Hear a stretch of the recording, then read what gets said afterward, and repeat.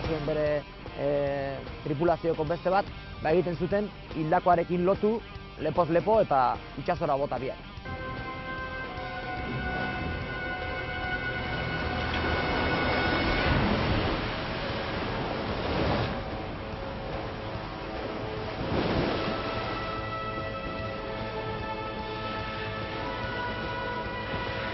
Todo por culpa de Spielberg. Te parecerá una chorrada, pero todavía no me puedo bañar tranquilamente por ahí porque pienso en aletas de tiburón, ¿no?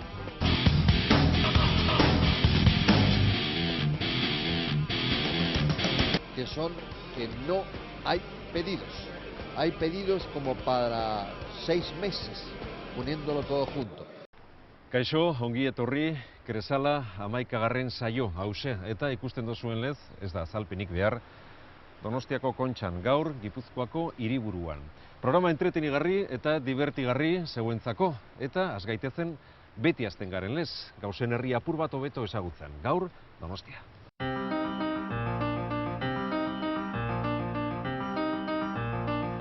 Donostia, Nafarroako Antso 6. jakitunak eraiki zuen 1180 urtearen inguruan. Nafarroako itsas portua izateko helburuarekin sortu zen hiria eta urte haietan funtzio hori bete zuen.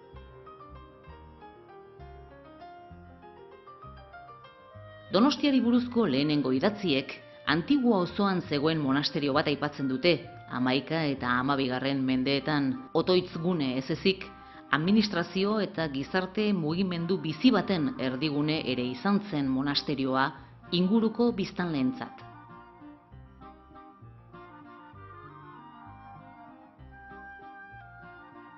Mila 489 urtarrilean, sute batek Donostia zeharo kiskali zuen.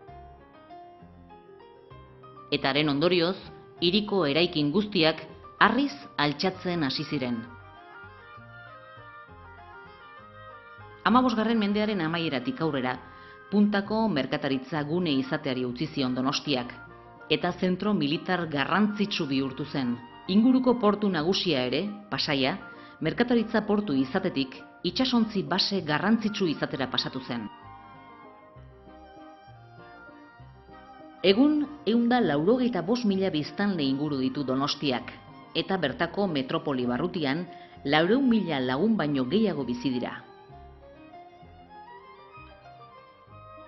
Hirian bertan 3 hondartza daude, Ondarreta, Kontxa eta Zurriola. Urrenez urren, 600, 1350 eta 800 metroko luzera dutenak.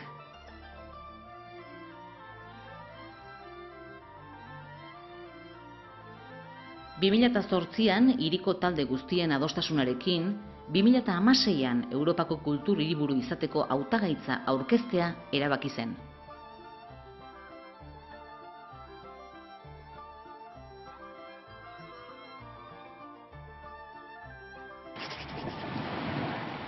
Bi 2016an Europako kultur hiriburu izateko hautagaia da Donostia. Datorren urteko amaierara arte, ez da jakingo baina, ze hiria hautatuko duten. Zinemaldia, jazaldia, musika 15aldia, argudio sendoak dira Gipuzkoako hiriburuak helburua lortu dezakela pentsatzeko. Basega zaizoi bele armatiropu Sirristi, mirristi, gerrena plat Olio zopak ikilisalda urru Edan edo klik, ikimilikili-klik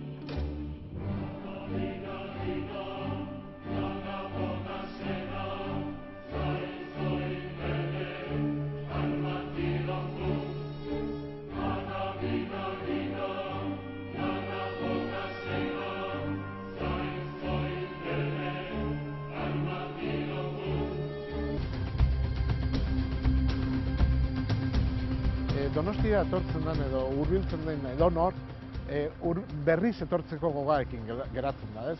Hori nik oso garbi ikusten zinegileen artean, eta gaina badaude zinegile batzuk ja famili bezala bihurtu direla, batez ere bere pelikula berriak hona ekarri nahi dituztelako.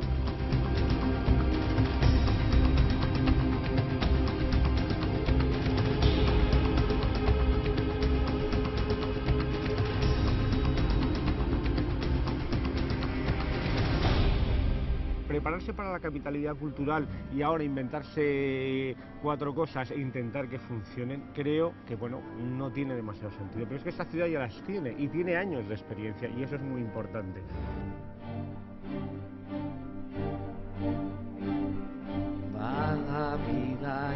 Hemos demostrado que efectivamente la ciudad es capaz de salir a la calle y de volcarse en una serie de actividades que tienen que ver con todo, con la cultura, pero también con el bienestar, con el deporte, en definitiva, como te decía, con la convivencia. Y eso es importante, sobre todo porque yo creo que ha sido una forma de demostrar que San Sebastián puede y va a actuar en la dirección que se espera de una capitalidad cultural.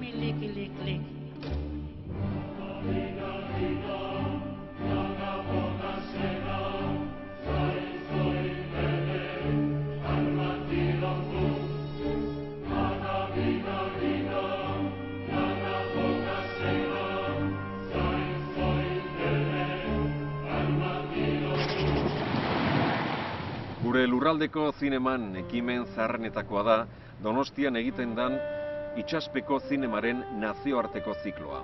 Aurten 34. ekitaldia egin dute eta zefalopodoak izan dira protagonista.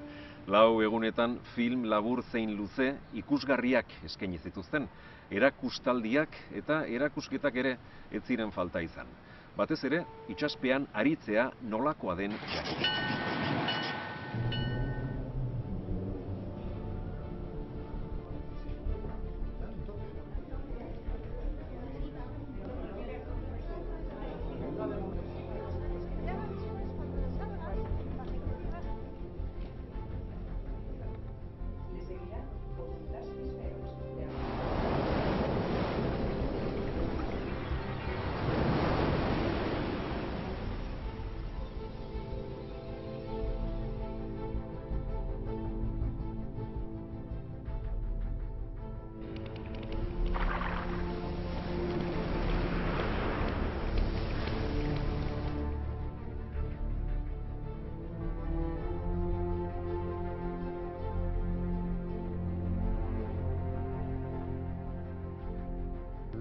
La misión fundamental de este tipo de actividades es una actividad cultural y es una actividad para que las personas que no se sumergen tengan la oportunidad de conocer este mundo sumergido y al mismo tiempo concienciar a la gente de que lo que tenemos ahí abajo, o sea, es una maravilla, pero que si no lo cuidamos no lo podemos cargar.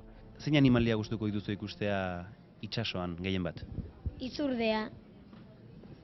Marrazoa. Marrazoa, deu. Izurdea. Zuri ere, Orka eta foka.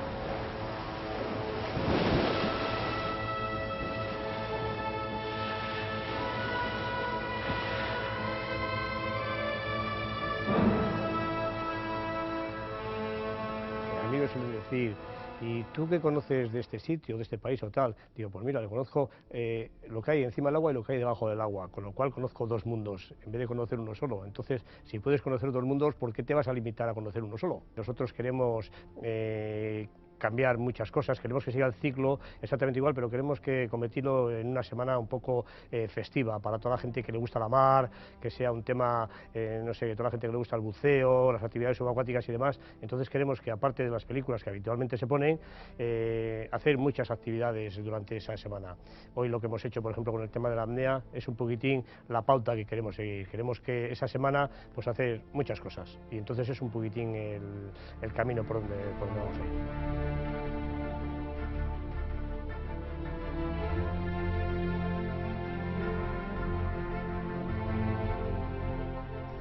Apnea bat da lehenengo da zure gorpua eta gorputza eta zure burua konexio bat eduki behar dire, eta lasaitasuna. Niretzako handea da lasaia, lasaitasuna.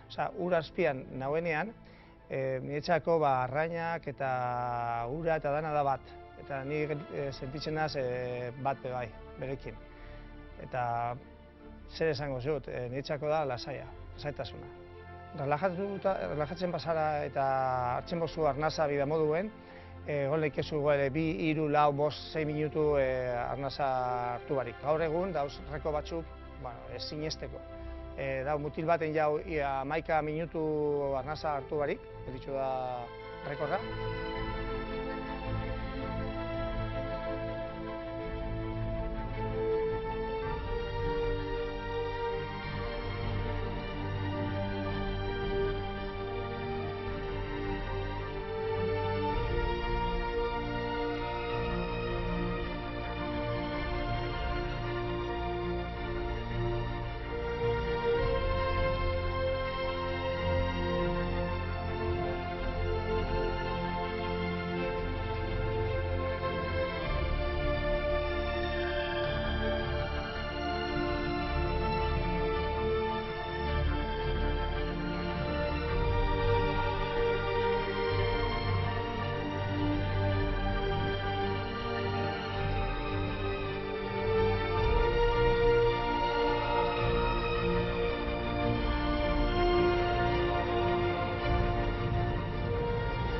Arriskutsu batzuk.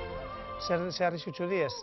Batxutan, zu kontrola leikezu hain ondo, sarnasa ez hartxie, eta zure oxigeno nibelak bajatu leikiez pasada bat eta desmaio bat eduki leikezu.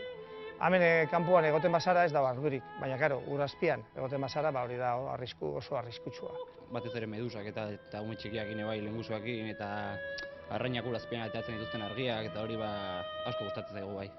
Sí, bueno, se ha dedicado un poquito el ciclo a los cefalópodos, porque creemos que es un animal, bueno, un animal es una familia muy interesante, de la cual se conocen muy poquitas especies y, claro, se conocen prácticamente 3 de las más de 700 especies que hay conocidas y que se siguen descubriendo, además nuevas. Este cantábrico que tenemos aquí, que muchas veces es un mar que dice, ¡ay, qué sucio! Yo no me meto ahí, siempre está el agua movida, siempre está... Bueno, y tiene unas criaturas, yo tengo cantidad de fotos que cuando la gente las ve, por ejemplo, dice, no, esta foto es aquí de la Concha. Está aquí sacada detrás de la isla, esa foto, esos animales hay aquí, esos nudibranquios, esa belleza, esos colores hay aquí. Pues tú, ¿qué te has pensado? Pues claro, evidentemente, hay esa belleza, está ahí abajo, están las fotos. Y entonces enseñar esto a la gente, o sea, se quedan muchas veces alucinados, o sea, es increíble.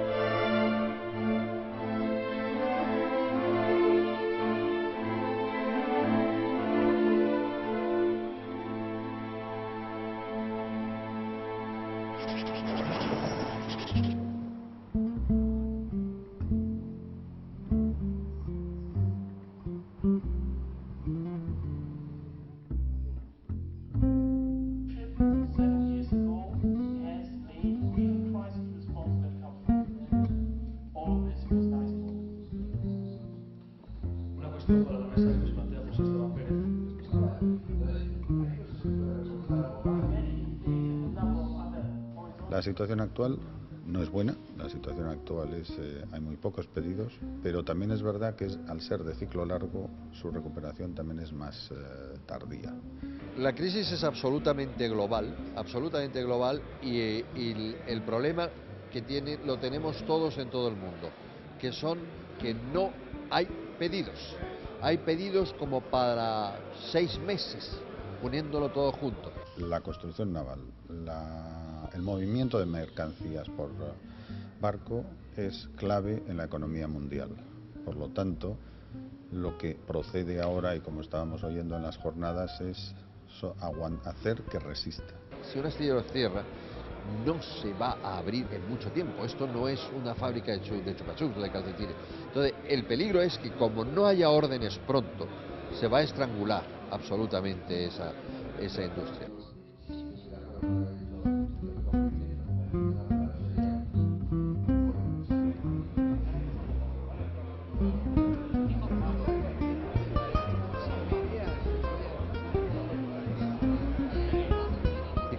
Asia, Corea, China, tienen unas medidas, tienen una política de país con medidas de apoyo para que la construcción naval sea líder mundial, por ejemplo en China hacia el 2015, en Europa toda esta liberalización, todas las medidas de liberalización nos están afectando muy seriamente a nuestra industria y ello hace que cada vez consigamos menos contrato, que tengamos unos problemas de precios muy difíciles, hacen que sea muy difícil competir en el mercado y en definitiva lo que pedimos a la Unión Europea son unas medidas de defensa y promoción de la industria naval o de construcción naval y de equipos europea. Kresala saioaren atal guztietan zerbait bitxia edo ezberdina topatuko duzue. Segundo gutxi irauten du eta irudiak ez dauke zerikusirik ikusten ari garenarekin. Ziurrenik zuetako askok aurreko saioetan halako detaile bitxiren bat ikusi edo topatu duzuela. Hori horrela bada, zozketa batean parte hartzeko aukera duzue. Oso erraza da. Bitxikeriaren bat topatzen baduzue, idatzi kresala@eitb.com helbidera. Mezuan datu pertsonalekin batera adierazi zein bitxikeri topatu duzuen. Asmatzen duzuen guztien artean, Aizia Deba hotelean 2 lagunentzako gau bat, gosaria eta zirkuitu termal bat zozkatuko dugu. Gogoratu helbidea kresala@eitb.com adi jarraitu gaurko programa.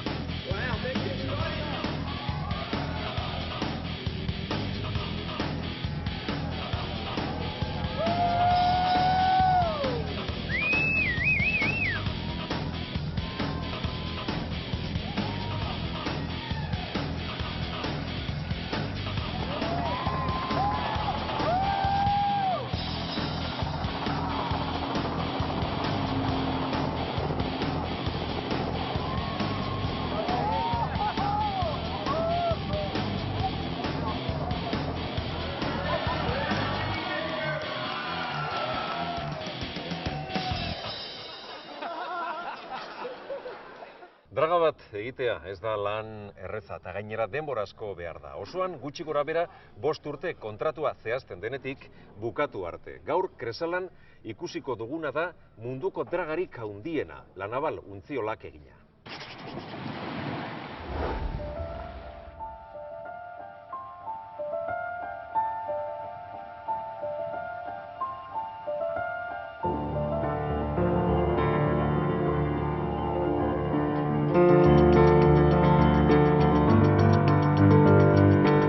Esto es una draga, en concreto es la draga más grande del mundo.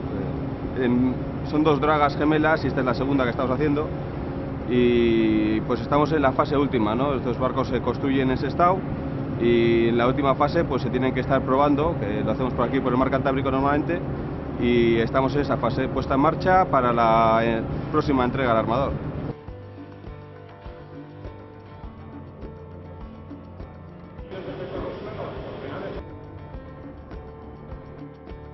Hay muchos tipos de dragas, pero estas en concreto se suelen utilizar para obras de gran envergadura por su tamaño. Entonces se suele utilizar para grandes rellenos en puertos o estas han estado trabajando en la zona de Dubái, la construcción de islas artificiales, obras de gran envergadura. No suelen ser para dragados en rías ni zonas interiores.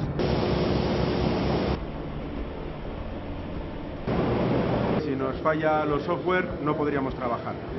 Ha cambiado el mundo naval, ha cambiado en 30 años de una manera brutal, mucho más espectacular que en tierra, si cabe. Una draga, estamos hablando de 46.000 metros cúbicos de capacidad, pues tiene 280 metros de eslora, 42 metros de manga, o sea, solo por sus dimensiones es como un barco carguero de los más grandes, ¿no?, que te puedes encontrar. Y luego pues la potencia eléctrica, que es la parte que más me concierne, estamos hablando de un barco que tiene casi 40 megavatios instalados, una potencia que daría luz a bastantes pueblos aquí de la zona de la margen izquierda, ¿no? Es impresionante, cuando la ves funcionar es una cosa que llama atención. La rápida amortización que tienen estos barcos. O sea, cuando están trabajando consiguen unos ratios tan altos que son capaces de pagar el coste del barco y de la tripulación en periodos de tiempo muy cortos. Esta es una de las pocas dragas en la cual todos los mecanismos son eléctricos. Tanto las bombas de dragado que están en los brazos como las bombas de descarga de arena, porque solo se dedica a eso, a coger arena y descargarla, son controladas eléctricamente y mediante variadores eléctricos. Y todo eso hace que la electrónica aquí sea una parte bastante importante. Son dos fases, una es la que se carga, la que hemos dicho, que donde se carga la arena mediante los brazos sumergidos en el agua, la metemos una vez metida en la cántara, se quita el agua sobrante de tal manera que solo trasladamos arena, y cuando ya tenemos el barco lleno nos trasladamos hasta la zona donde queremos descargar la arena.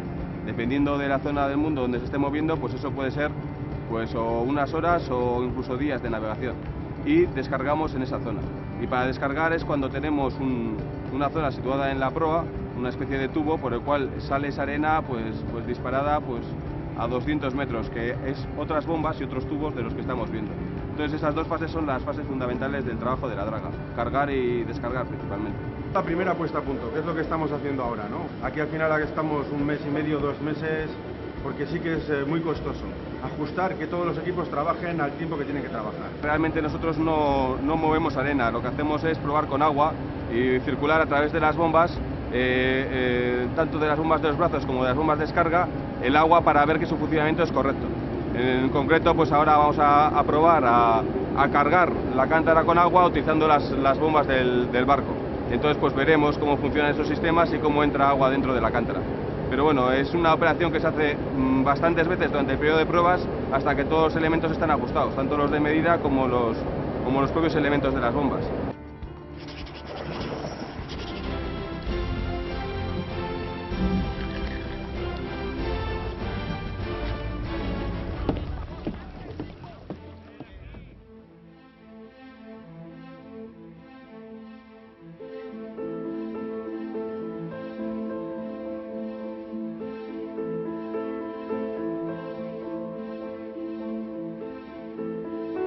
Korsarioak normalean lapur eta erasoa eta erabiltzen ebala, baina beti kortzo patente baten eskutik, ezta? Da, errege batek emandako agiri baten eskutik.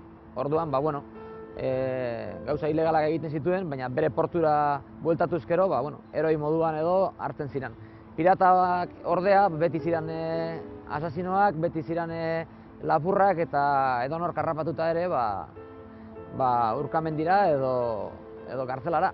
Gurean ezagunenetarikoak bat Pelot litzateke, Hendaiarra, Zujigara Itxipi bai, lapurtarra oso famatua izan zen, Kampanario eta Juan Erauzo Donostiarrak adibidez. Kampanario hemen bertakoa da, Donostiakoa, kanpandegi, olen Kampanario kalekoa, seguru aski, eta nahiko famatu izan zen, baina famatua berbada beste hainbeste bezala, baina bera nola, Frantziako erregearen kontra erasoa egin zuen, eta Frantziako erregeak Madrideko, Kastelako erregearen kontrako nolabait adierazpen egin zuelako, horrati da famatua eta dokumentotan agertzen dena.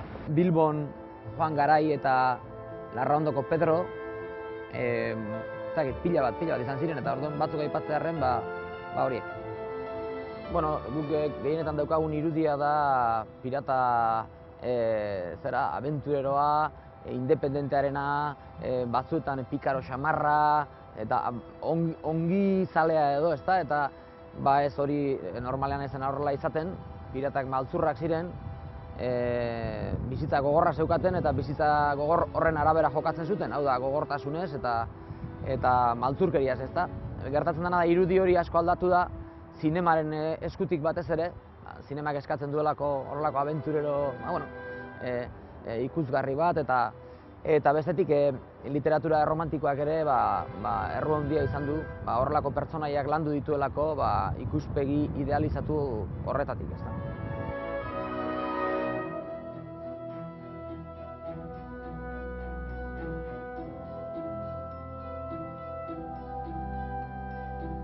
Kortzarioen eta piraten, batez ere piraten itsasontzietan disiplina oso zorrotza izaten zen, armadakoetan baino zorrotzagoa, eta esaterako asasinoren bat edo aurkitzen bazuten itsasontzian, norbait egiltzen bazuen bere tripulazioko beste bat, egiten zuten hildakoarekin lotu, lepoz lepo eta itsasora bota biak. Lapurretan harrapatzen bazuten norbait, egiten zutena zen eskua mastan kutsillo batekin, aizto batekin sartu, eta hor euki bat denboratan, ez da.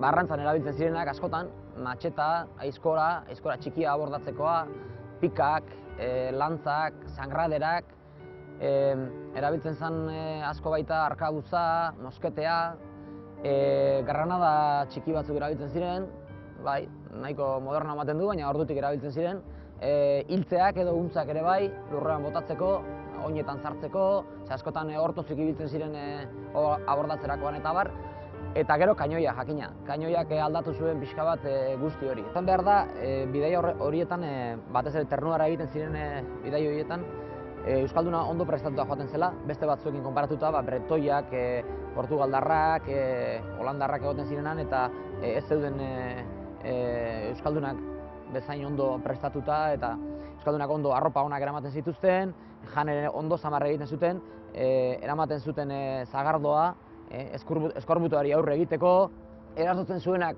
beti ez zituzten ondoratzen, gerraontzia bazan, oso ona bazan, komenigarria zan, zeureratzea, zeukartzea, eta merkataritza ontzia bazan, kontuan izan behar zan barruan zeukana, ez da?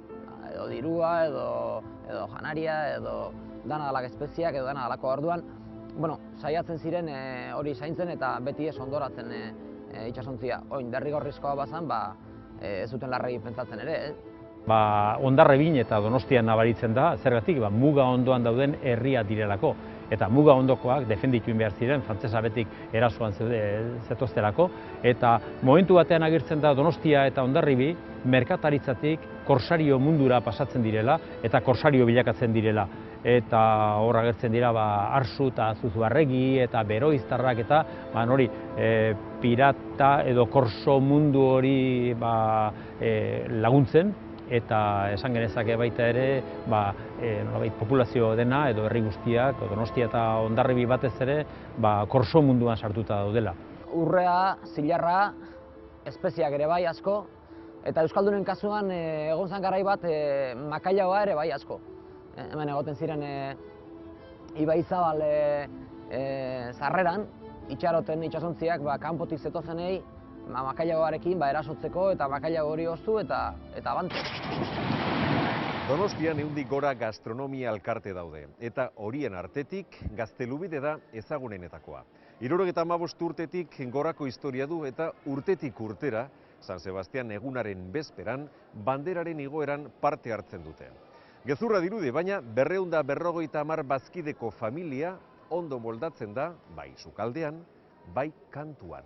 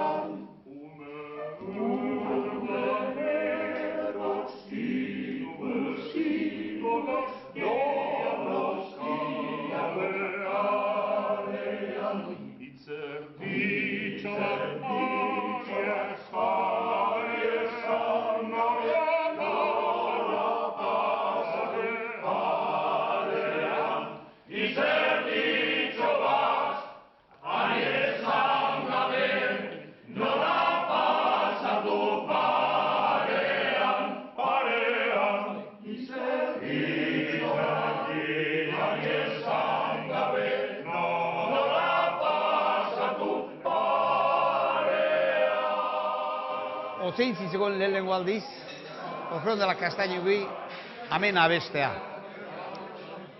Eta hemen abestute guztua noa gerau ziren, ja orduan Gaztelubidek behetzat hartu zuen koru hori, Orfeon de la Castaña.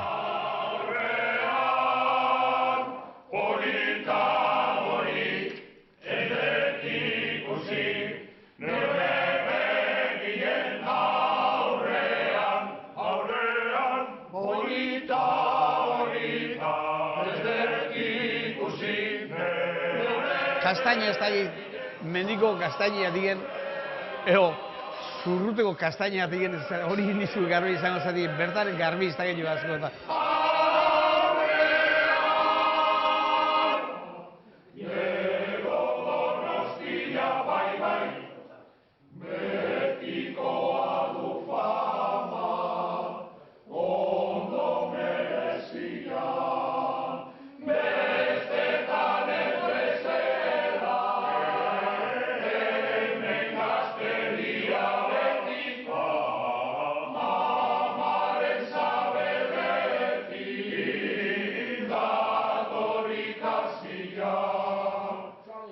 La historia viene de 1934 cuando se inauguró, pero viene de Gaztelupe y Gaztelupe viene precisamente de Ollagorra.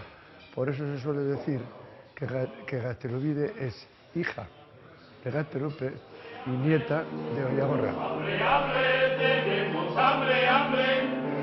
¡Hambre, hambre, hambre, hambre, hambre, hambre, hambre, hambre, hambre, hambre, hambre, hambre, hambre! Estamos todos debiluchos, sin ganas para trabajar.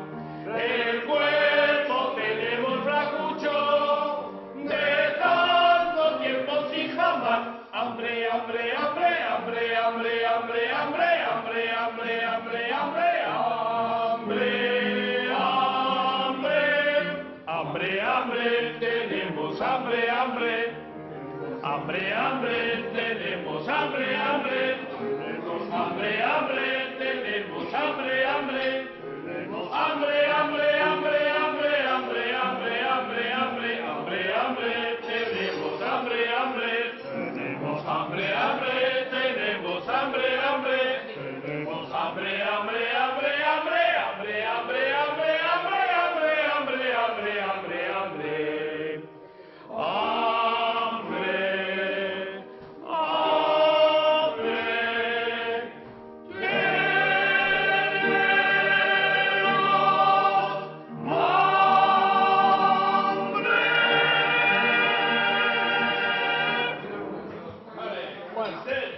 Ondo jan, ondoean, gustora bestuzko, pues komponente danok, ati gotega egin gusto eta hainbeste urtin, ati segitzen jonek.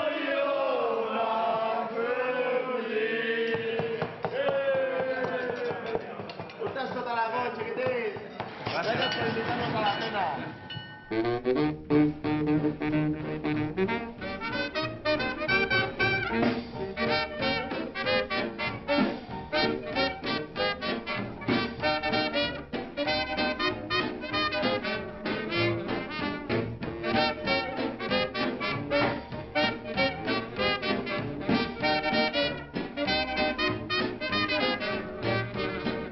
Hondarribiko bela ontzi eskolaragoaz orain, hortxe 8 eta 15 urte bitarteko umiek entrenatzen dabe. Gehienak bidasoa ingurutik datoz.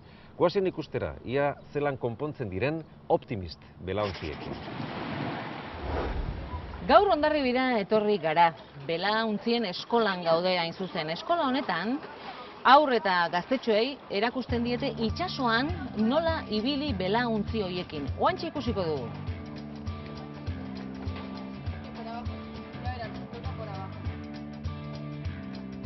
Atetzen da badiara, eta zelia egin ditzakete edo teknikako ariketak, zela abiadura landu eta horako gauzak. Orduan batzutan jartzen dira bata bestearen atzean, eta zaitu arte distantzia hori mantentzen, aurrekoarekin dakarren distantzia, edo bestela egin ditzakete biraketak eta hola praktikatu, abiadura lantzen. Gaur itsasora aterako dira 25 haur inguru. 8 urtetik 15 urtera bitartean.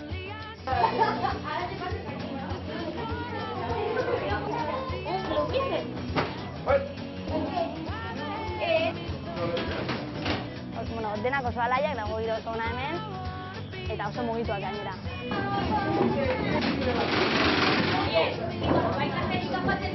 Bueno, vamos a hacer un entrenamiento de lo que vamos a hacer en Vitoria la semana que viene, en la regata.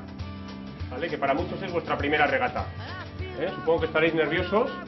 Mira qué cara tiene John, estoy nervioso. Bueno, vamos a ir a aprender. ¿Vale? Lo importante es que aprendáis, para que luego podáis ir mejorando. Tezizu beldurra ematen?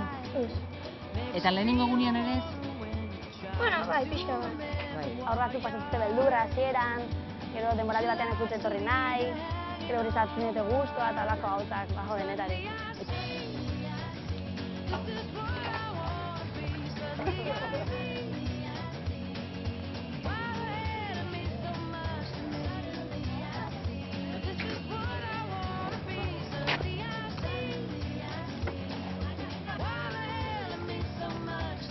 Honek lantzen du azkartasuna bai, gero trebezia ere bai, ze askotan itsasoak badirudi oso lasaia, oso aretua, baina jartzenean harro errespetua eta holako gauzak hartzen ikasten da. Barkoa jeia. Barkoa jeisten? A ber, eta erresa da? Bueno, batzuetan bai. A ber, asko pixatzen du? Ez, 40 kilo. Nola duzu izena? Cristina. Eta zenbat urte?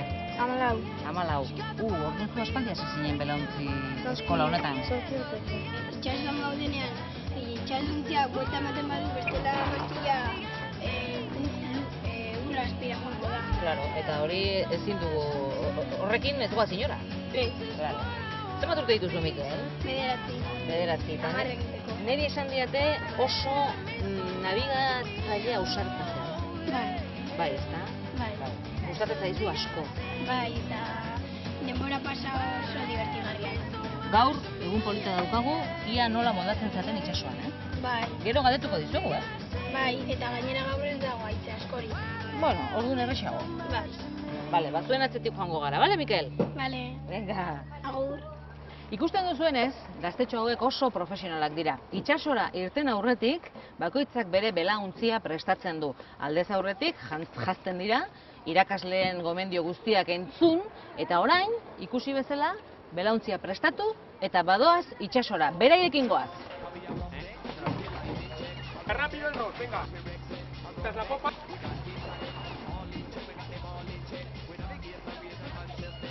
Venga, salta ya.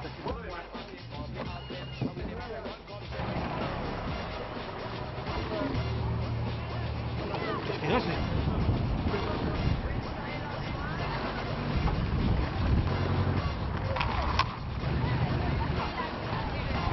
Vale. Detrás.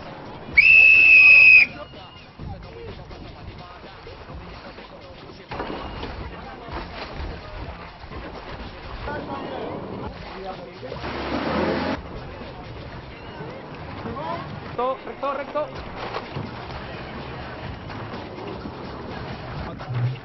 Mikel, zer moduz estropada? Ondo, lehenengo gelditu nahi. Lehenengo gelditu zera, pentsa hasieran jaian geundenian esan dizut, ikusten zintudala oso ausarta. Bai. Eta oso ondo preparatuta ekarri duzuzu gaurko txangoa, ezta? Bai. Oso divertigarri izan da. Ikusi duzu ze pozik etorri diren gure nabigatzaile profesional hauek. Bukatu da, gaur hemen Hondarribin txango ederrau itsasoan. Egon gara, hemen Hondarribiko bela eskolan. Beste batean, regata batean egongo gara beraiekin. Donostiari eskainitako saio honetan Mikel Erentxun abeslariarekin egon nahi izan dugu. Karakasen jaio arren urtebete egiterako Donostiara etorri zen.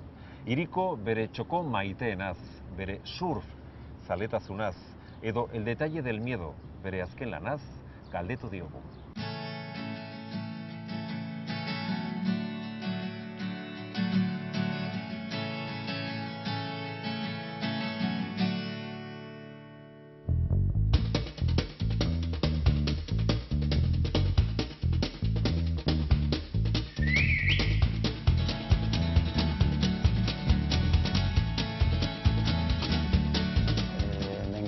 mar. De hecho, creo que no podría vivir sin el mar, ¿no? Es una necesidad que me he ido creando con los años, a fuerza de vivir en Donosti. Y realmente es fundamental en mi vida. O sea, cada vez que estoy más de 3-4 días fuera, lo echo de menos, ¿no? El olor, la brisa, en fin, la calma, todo, es una maravilla. Como otro año más, dejaba mi cordura en la barra de algún bar. Me gusta mucho esta playa porque aquí es donde estaba haciendo surf hasta hace bien poco. Me gusta porque con los cubos se ha convertido esta en una zona urbanísticamente hablando muy atractiva. Quizás no tiene el punto postal de La Concha, pero tiene como un poquito más de rock, ¿no? Me gusta mucho esta zona. Tus ganas de sentir. Y te amé y te dejaste querer. No, bueno, alguna vez sí he montado en barco, pero no se puede decir que he nadado, ¿no? El mar te diré que me da bastante respeto, ¿no? Me gusta hacer surf, me gustan las olas, me gusta bañarme, pero me da miedo el mar, o sea, si pierdo la costa, si pierdo la línea de costa, todo por culpa de Spielberg. Te parecerá una chorrada, pero todavía no me puedo bañar tranquilamente por ahí porque pienso en aletas de tiburón, ¿no? Creyendo estar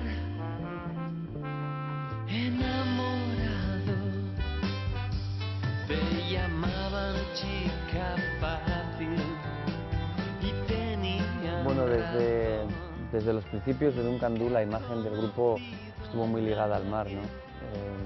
La primera portada de Duncan Du se hizo en Hendaya, en los acantilados de Hendaya. La segunda portada de Duncan Du se hizo en Ondarreta, siempre el mar muy presente, el horizonte. Quizás al principio la idea que teníamos del mar era algo como mucho más idealizado, mucho más poético. Nos encantaba el Corto Maltés, la utopía, los mares del sur, los piratas, los bucaneros. Ángela, a tu lado el cielo. Luego el mar en temas mucho más cercanos, Cien Gaviotas, una canción que habla de aquí, de las gaviotas que tenemos en nuestra bahía. Más canciones de Duncan, Entre Salitre y Sudor, sobre los pescadores que salían en sus traineras desde Guetaria, desde el Ratón de Guetaria a pescar ballenas. No sé, se me ocurren muchas canciones de Duncan Du, muchas luego yo en solitario, en las que el mar está presente, ¿no? De hecho, me atrevería a decir que el mar será una de las mayores influencias, sobre todo a nivel de contenido de texto de mi discografía. Y no soy un hombre solitario, solo el hombre que no ocupa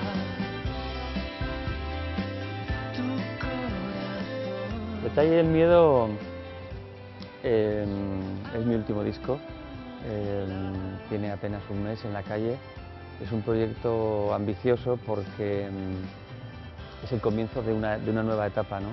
Una etapa que cerré hace un par de años con un disco en directo grabado aquí en el Teatro Victoria Eugenia, con el que cerraba una época, y ahora empiezo pues una nueva etapa con una música quizás con una mayor poética en los textos y en la música, bastante más lirismo, una música más acústica, más cálida, más intensa.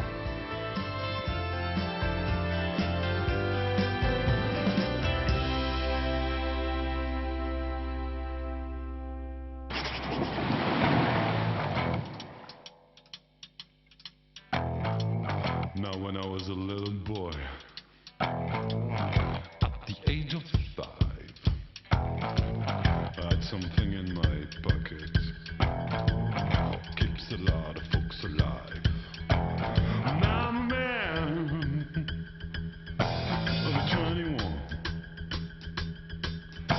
you know baby, can have a lot of fun. I'm a man.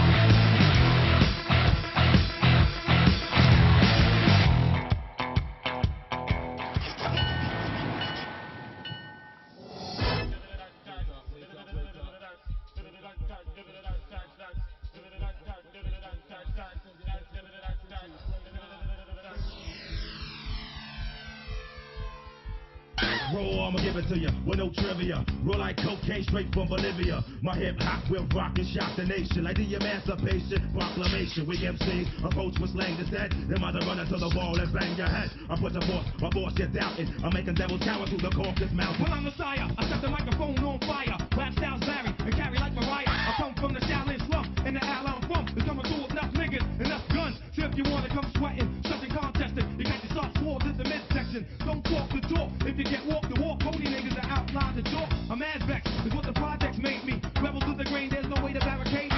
Steamrolling niggas like an 18-wheeler, what the drunk driver driving. There's no survivor.